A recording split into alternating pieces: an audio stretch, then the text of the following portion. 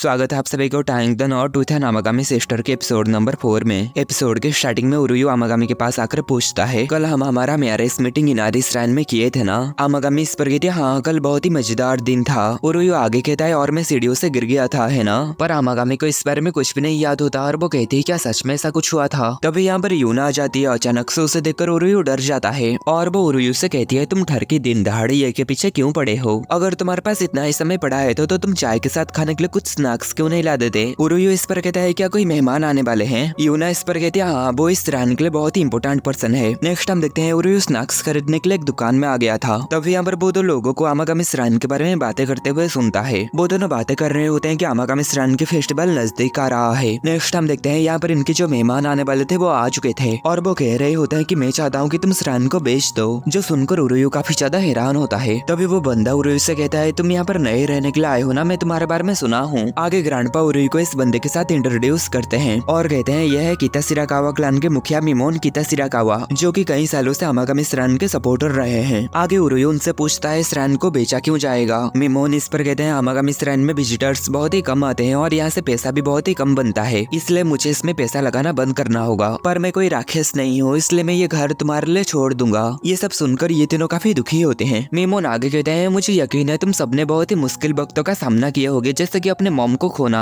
जब तुम्हारी मॉम यहाँ पर थी तो ये जगह खचाखच भरी रहती थी। फेस्टिवल के दौरान 1000 से ज्यादा विजिटर्स आना ये नॉर्मल बात है, लेकिन जब से वो हमें छोड़ के गई है यहाँ के विजिटर्स की संख्या में भारी गिरावट आई है। मेरे हिसाब से तो वो पहले के मुकाबले 1/3 से भी कम रह गए हैं। मैंने सुना कि वो ज्यादा काम करने की वजह से मर गई थी। वो एक ही समय में बच्चों की देखभाल के साथ श्राइन भी चलाती थी। आखिर वो कैसे बेवकूफ माँ है जो कि तुम जैसे बेकार बच्चों के लिए अपनी जान दे दी। ये सब सुनकर यूना यहाँ पर काफी गुस्सा हो रही होती है। तभी आमागामी उसके हाथ को पकड़ के उसे शांत करने लगती है। मिमोन आगे कहते हैं, अगर मैं ऐसे ही किसी श्राइन का बिल चुकाता रहूं जहाँ पर कोई नहीं जाता तो मैं पूरे क्योटो में एक मजाक बन जाऊंगा। तभी उरुयु कहता है, अगर हमें 5000 विजिटर्स मिले तो क्या होगा। जो सुनकर सभी हैरान होते हैं। उरुयु आगे कहता है, हम आने वाले फेस्टिवल में 5000 से भी ज्यादा विजिटर्स को यहाँ पर लाने की कोशिश करेंगे। तभी निमोन कहते हैं, मुझे नहीं पता तुम क्या सोच रहे हो, लेकिन तुम जो नंबर मुझे कह रहे हो क्या तुम्हें नहीं लगता वो थोड़ी सी बचकानी है। तभी आसाई कहते हैं, नहीं हम अबर बच्चे नहीं रहे। इस पर मिमोन उसे गुस्से में घूरते हैं, जिस पर आसाई डर जाती है। तभी आमागामी मिमोन से कहती है, ये थोड़ा सा बचकानी लग सकता है, लेकिन प्लीज हमें थोड़ा सा और समय दीजिए। ऐसा कहकर वो उनके सामने झुक के रिक्वेस्ट करती है। इस पर बाकी सभी भी मिमोन के आगे झुकते हैं। इस पर मिमोन काफी ज्यादा खुश हो जाते हैं और कहते हैं, अगर तुम मेरे आगे ऐसे सिर झुका के रिक्वेस्ट कर ही रहे हो तो मुझे लगता है मैं तुम्हें और एक मौका दे सकता हूँ, लेकिन मैं आने वाले इस फेस्टिवल के लिए एक भी पैसा नहीं दूंगा। और अगर तुम्हें 5000 विजिटर्स नहीं मिले तो मैं ये सिर्फ श्राइन ही नहीं तुम्हारा घर भी ले जाऊंगा। जो सुनकर सभी काफी घबरा जाते हैं। मिमोन आगे कहते हैं, तुम ही लोग हो जो मुझसे एहसान मांग रहे हो, इसलिए तुम्हें इसकी कीमत चुकाने के लिए तो तैयार ही रहना होगा। तो क्या तुम इसके लिए राजी हो। इस पर ये तीनों कहती है, हाँ हम इसके लिए तैयार हैं। उरुयु ये देखकर काफी हैरान होता है। मिमोन आगे ग्रैंडपा से कहते हैं, आपको तो इससे कोई दिक्कत नहीं है ना। ग्रैंडपा इस पर कहते हैं, मैं तो सिर्फ एक बूढ़ा आदमी हूँ जो कि सिर्फ उनके ऊपर नजर रख सकता है। मिमोन इस पर कहते हैं, तो ये तय रहा। देन वो यहाँ से जाते हुए कहते हैं, मुझे उम्मीद है कि तुम जो मेरे आगे ये डिसीजन ली हो तुम्हें इससे कोई पछतावा नहीं होगी। देन उनके जाने के बाद उरुयु यहाँ पर कहता है, क्या मैं कोई खतरनाक पर्सन के साथ पंगा ले लिया। यूना इस पर उसके ऊपर चिल्लाते हुए कहती है, हाँ तुमने ऐसा किया। आसाई आगे कहते हैं, क्या हम 5000 विजिटर्स ला पाएंगे। आमागामी आगे कहते हैं, आखिर मॉम ये कैसे करते थे। यूना आगे उरुयु को कहती है, तुमने ये जो बड़ी बात की हो उसे देखकर ऐसा लगता है तुम्हारे पास जरूर कोई ना कोई आइडिया होगा। पर आगे वो तीनों नोटिस करते हैं कि उरुयु यहाँ से चला गया हुआ होता है। नेक्स्ट हम देखते हैं उरुयु यहाँ पर बहुत सारे फेस्टिवल रिकॉर्ड्स निकाल कर कंप्यूटर में कुछ रिसर्च कर रहा होता है और ये तीनों यहाँ पर छुप के उसे देख रहे होते हैं। यूना यहाँ पर कहती है, इतने सारे काम के साथ उरुयु की यहाँ पर पढ़ाई भी है। आगे आमागामी और आसाई कहते हैं, उरुयु को देखकर ऐसा लगता है हम उसके साथ 5000 लोगों को यहाँ पर ला सकते हैं। दिन वो तीनों यहाँ से चले जाते हैं। दिन हमें अगले दिन का सीन दिखाया जाता है। उरुयु यहाँ पर उन तीनों बहनों को ये फेस्टिवल रिकॉर्ड दिखाता है जो कि वो कल रात भर बिना सोए पुराने फेस्टिवल के रिकॉर्ड से बनाया था। आगे उरुयु उन तीनों को ये दिखाते हुए कहता है, कुछ साल हुआ फेस्टिवल में ये स्टॉल की संख्या धीरे धीरे कम होती जा रही है। इस पर ये तीनों कहती है, पहले लोकल दुकान वाले यहाँ पर स्टॉल लगाया करते थे, लेकिन मॉम के मरने के बाद उनसे हमारा कॉन्टैक्ट टूट गया और हमारी देखभाल करने की वजह से दादाजी भी बहुत ज्यादा स्टॉल वाले फेस्टिवल को नहीं बना पाए हैं, इसलिए तब से ही हमारे फेस्टिवल में स्टॉल की संख्या गिरती चली गई है। ये सुनकर उरुयु काफी ज्यादा परेशान हो जाता है। तभी ये तीनों कहती है, पर कोई बात नहीं, हम पूरी तरीके से श्राइन मेडल्स बन चुके हैं। अब तक हम तीनों खुद ही श्राइन को चलाने में कामयाब रहे हैं, इसलिए हमें यकीन है कि हम इसे भी बहुत ही अच्छे से कर सकते हैं। उरुयु आगे कहता है, अब कुछ नहीं हो सकता, अब प्लान बी को ही यूज करना पड़ेगा और वो प्लान है हम इस श्राइन की KPI को पाने और बढ़ाने के लिए सोशल मीडिया का यूज करेंगे। KPI मीन की परफॉर्मेंस इंडिकेटर्स। यूना कहते तुम्हारा मतलब है इंटरनेट पर एडवर्टाइजमेंट करना है ना। हम पहले से ही वेबसाइट में महारत हासिल कर चुके हैं। देन आगे जब उरुयू उनका वेबसाइट देखता है तो काफी हैरान हो जाता है क्योंकि उनका ये वेबसाइट काफी ज्यादा पुराना होता है। उरुयू कहता है अगर तुम लोग ऑनलाइन अटेंशन पाना चाहते हो तो तुम्हें उन्हें अट्रैक्ट करने का कोई तरीका चाहिए, इसलिए तुम तीनों लड़कियां अब से हमारे कैंपेन गर्ल्स हो गए। जो सुनकर वो तीनों हैरान हो जाती हैं। तभी आसाई कहती है अगर तुम ऐसा कह रहे हो तो तुम्हें लगता है कि हम क्यूट है ना। उरुयू कहता है हाँ मुझे लगता है कि तुम तीनों क्यूट हो, जिस पर वो तीनों शर्मा जाती है। तभी उरुयू कहता है मेरा मतलब ये है कि ज्यादातर लोग यही सोचेंगे। तभी यूना कहती है रुको मैं इसके खिलाफ हूँ। उरुयू कहता है क्यों?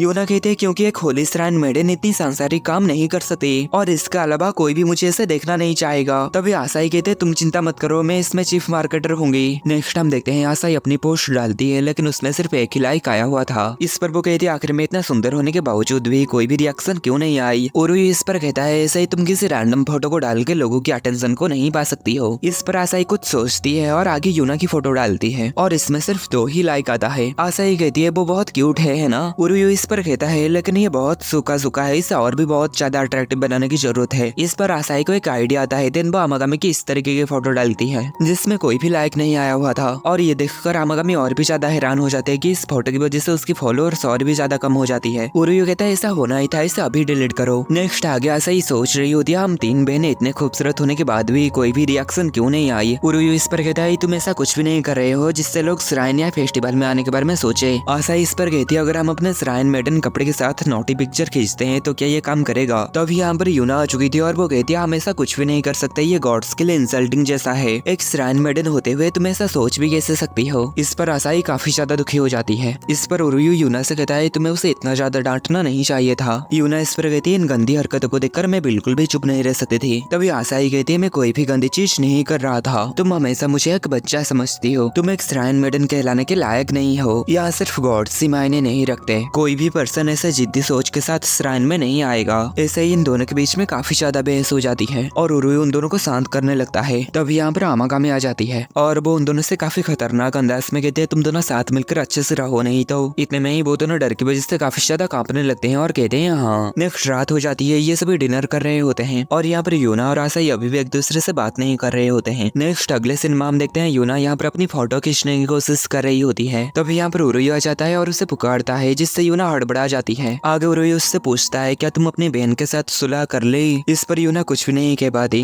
आगे उरुयू यूना को साथ में लेकर आसाई के रूम के बाहर आ जाता है और उसे दिखाता है कि आसाई यहाँ पर कितनी मेहनत से अपनी काम कर रही है और वो यूना को कहता है क्या तुम्हें नहीं लगता वो अपनी श्राइन मेडन की काम को लेकर काफी ज्यादा सीरियस है। यूना कहती है हाँ मैं उसे समझ नहीं पाई। आगे यूना अपनी फोटो आसाई को भेजती है, इसे देखकर आसाई भी थोड़ी सी खुश हो जाती है। आगे वो दोनों काफी ज्यादा चैटिंग करने लगते हैं और ये डिसाइड करते हैं कि कल वो दोनों साथ मिलकर फोटो खींचेंगे। तभी यहाँ पर यूना आकर आसाई को गले लगा देती है और उससे माफी मांगती है और आसाई भी उससे माफी मांगती है और कहती है तुम मेरी बड़ी बहन हो जिससे मैं प्यार करती हूँ और जिसकी मैं रेस्पेक्ट करती हूँ। ये सुनकर यूना काफी खुश हो जाती है। तभी यहाँ पर आमागामी आ जाती है और वो उन दोनों के ऊपर कूदते हुए कहती है मैं भी तुम दोनों को बहुत ज्यादा प्यार करती हूँ। और ये देखकर उरुयू भी यहाँ पर काफी ज्यादा खुश होता है और आगे वो उन तीनों की फोटो खींचता है। और आगे नेक्स्ट सीन देखकर मुझे काफी बड़ा झटका लगता है क्योंकि मेरी वीडियो में आज तक कभी भी 30,000 व्यूज तक नहीं आई, पर उन तीनों की सिर्फ फोटो में ही 35,000 लाइक्स आ चुके थे। ये देखकर वो तीनों बहनें काफी हैरान होते हैं। आगे वो तीनों एक वीडियो बनाते हैं आमागामी श्राइन के फेस्टिवल में लोगों को बुलाने के लिए और उन तीनों का ये वीडियो भी काफी अच्छा परफॉर्म कर रहा है। आगे उरुयू कहता है सोशल मीडिया वाला प्लान तो काम कर गया, अब हमें सिर्फ लिमिटेड टाइम वाला ऑफर बनाना है। हमें एक टाइप का स्पेशल चाम्स बनानी होगी जो कि सिर्फ फेस्टिवल के टाइम ही खरीदा जा सकता है। देन वो इसे बनाने के लिए आमागामी को कहता है और कहता है तुम इसे 2 दिन में बना तो दोगी ना। नेक्स्ट हम 2 दिन के बाद का सीन देखते हैं। उरुयू यहाँ पर काफी ज्यादा परेशान होकर आमागामी को बुला रहा होता है और कहता है क्या तुम्हारा काम अभी तक खत्म नहीं हुआ,